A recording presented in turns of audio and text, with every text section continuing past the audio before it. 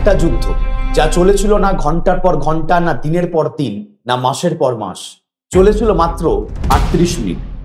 হ্যাঁ, ইতিহাসের পাতায় লেখা আছে এটাই ছিল পৃথিবীর সবচেয়ে ছোট যুদ্ধ। কিন্তু প্রশ্ন হলো এখানে, এত অল্প সময় কিভাবে শেষ হলো এক রক্তক্ষয়ী যুদ্ধ? কে জিতলো, কে হারলো, আর কেনই বা যুদ্ধ শুরু হলো? আজ জানবো এক অবিশ্বাস্য গল্প, জাঞ্জিবার যুদ্ধ। মাত্র 38 মিনিটে শেষ হওয়া ইতিহাসের বিস্ময়। তারিখ 27 অগস্ট 1896। স্থান আফ্রিকার পূর্ব উপকূলে ছোট্ট একটা দ্বীপ, নাম জাঞ্জিবার। সেই সময় ব্রিটিশ সাম্রাজ্য ছিল বিশ্বের অধিপতি, তাদের অধীনে ছিল এই ছোট্ট দ্বীপটিও। সবকিছু চলছিল শান্তভাবে, যতক্ষণ না খবর আসে সুলতান হামাদ বিন তোয়াইন মারা গেছে।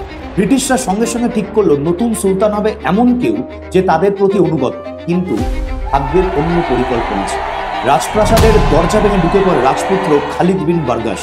সে ঘোষণা করে, আমি নতুন সুলতান। প্রাসাদের দরজা বন্ধ করে দেয় ইংরেজদের মুখের ওপর। ব্রিটিশরা তৎক্ষণাৎ চূড়ান্ত সতর্কতা পাঠায়, খালিদ সকাল 9টার মধ্যে আত্মসমর্পণ কর, না করলে আমরা গুলি চালাব।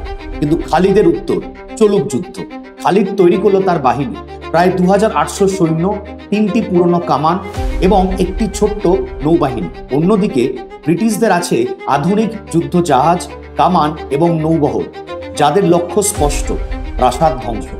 দুপক্ষের মুখোমুখি সংঘর্ষ হওয়া শুধু সময়ের অপেক্ষা।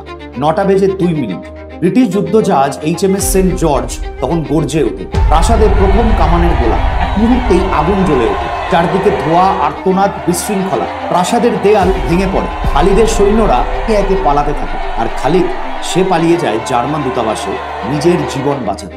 যখন শেষ কামানটি থামে, ঘড়ির কাঁটা দেখাচ্ছে 9টা 40 মিনিট। মানে পুরো যুদ্ধ চলেছিল মাত্র 38 মিনিট। হ্যাঁ, ঠিকই শুনেছেন, মাত্র 38 মিনিটেই এক সুলতানের রাজত্ব শেষ, এক দেশের নিয়তি পাল্টে গেল। এই যুদ্ধেরই নাম দ্য অ্যাংলো জাঞ্জিবার ওয়ার। ইতিহাসের সবচেয়ে ছোট যুদ্ধ, কিন্তু সবচেয়ে বড় শিক্ষা। ক্ষমতা যখন অহংকারে মিশে যায়, তখন এক রাজত্বের অবসান হয় মিনিটের মধ্যে। এই 38 মিনিট শুধু এক যুদ্ধের গল্প নয়, এটা সময়ের এক নির্মম স্মৃতি, যেখানে অহংকার হেরেছে বাস্তবের সামনে। আজও ইতিহাসের পাতায় লেখা আছে সবচেয়ে ছোট যুদ্ধ, কিন্তু সবচেয়ে বড় শিক্ষা। এই গল্পটা যদি আপনাকে অবাক করে থাকে, তাহলে অবশ্যই চ্যানেলটিকে সাবস্ক্রাইব করুন এবং দেখা হবে পরের ভিডিওতে আরও এক চমকপ্রদ ঐতিহাসিক রহস্য নিয়ে।